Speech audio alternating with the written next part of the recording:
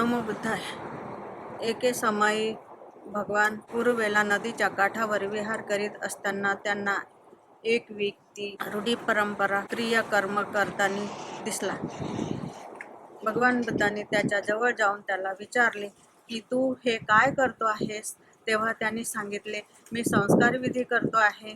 मग भगवान त्याला म्हणाले, माझ्या एका प्रश्नाचे उत्तर देशील का. त्यावर तो म्हणाला, हो. मग मला सांग की एखाद्या व्यक्तीला ह्या नदीच्या या किनाऱ्यावरून त्या किनाऱ्यावर जायचे असेल तर त्याने काय केले पाहिजे. तेव्हा तो व्यक्ती म्हणाला की पाणी नदीला जास्त नसेल तर त्यांनी चालत गेले पाहिजे. नदीला पाणी मध्यम आकाराचे असेल तर त्यांनी पोहत जावे.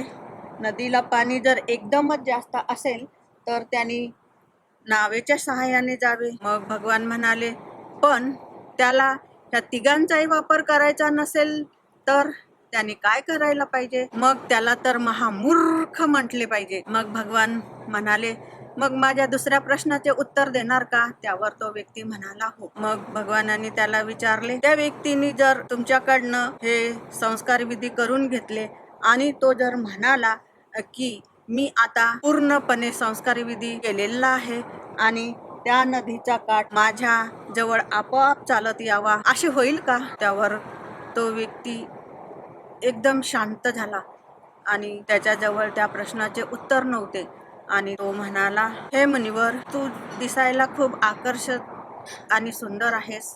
तितकेच तुझे नाव देखील सुंदर असावे. भगवान म्हणाले, मला गौतम बुद्ध म्हणतात. त्यावर तो व्यक्ती म्हणाला, ह्या भटकत्या मनाला परम ज्ञानाचा मार्ग दाखवला.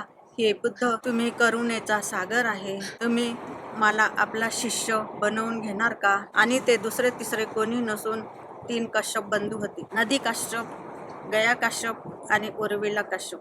हे 3 बंधूंनी संस्कार विधी करण्यासाठी 3 नद्या वाटून घेतल्या होत्या आणि नदी कश्यप हा संस्कार करण्यासाठी लोकांना नदीपर्यंत घेऊन यायचा आणि त्याच्या जटा कापून त्या नदीत फेकून द्यायचा आणि गया कश्यप त्या जटा पकडून उरुवेला कश्यपकडे घेऊन जायचा आणि उरुवेला कश्यप ओम नमो स्वाहा असा विधी करायचा. आणि हे खूप प्रसिद्ध कश्यप बंधू होते. विधी परंपरेत फार पारंगत होते आणि ते कश्यप बंधू बुद्धाच्या सानिध्यात येऊन अंधकाराचे दरवाजे बंद झाले आणि ज्ञानाचे दरवाजे खटकन उघडले. आणि मग नदी कश्यपचे 200, गया कश्यपचे 300 आणि उरुवेला कश्यपचे 500 असे एकूण 1000 शिष्यांसोबत बुद्धाचे अनुयायी झाले. वर्षावासात भगवान भिक्षूंना सांगतात की हे नदी कश्यप बंधू पदमोत्तर बुद्धाच्या काळात एका राजाचे सारथी होते. त्यांनी आपल्या वडिलांना धम्मात येण्यासाठी 1 वर्षाची परवानगी मागितली होती, परंतु हा कालावधी जास्त असल्यामुळे त्याच्या वडिलांनी ती परवानगी दिली नाही. मग त्यांनी 6 महिन्याचा कालावधी मागितला, पण हा पण काळ जास्त होता म्हणून त्यांच्या वडिलांनी धम्मात जाण्यासाठी परवानगी दिली नाही. मग वर्षावासाचा 3 महिन्याचा काळ होता आणि ते कश्यप बंधू परत आपल्या वडिलांना परवानगी मागायला गेले. वडिलांनी 3 महिन्याचा अल्प कालावधी समजून परवानगी दिली. तेव्हा हा वर्षावासाचा काळ होता आणि त्या कश्यप बंधूंनी भरपूर पदमोत्तर बुद्धाची सेवा केली, धम्माची संघाची फार काळजी घेतली आणि त्यांचे पुण्यकर्म म्हणून कश्यप बंधू बुद्धाच्या सानिध्यात आले. बुद्धाच्या सानिध्यात येणे फार दुर्मिळ लोकांचे भाग्य असते आणि ते फार कमी लोकांना पुण्यकर्मामुळे मिळते.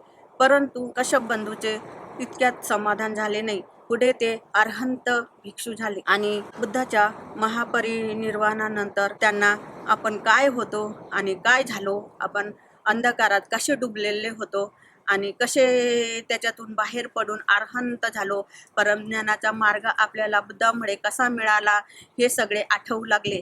आणि मग बुद्धाचे महापरिनिर्वाण झाल्यानंतर काही भंते वेगळे वेगळे बोलू लागले, अरे आता आपल्याला रोकटोक करणारा कोणी उरलेलाच नाही. आपण आपल्या मनाने जसे खायचे, वागायचे, काय करायचे ते आपण करू शकतो. हे कश्यप बंधूच्या कानावर आले आणि त्यांना खूप वाईट वाटले आणि मनात म्हणाले की नाही, आपण बुद्धवाणी जशीच्या तशी उतरवली पाहिजे.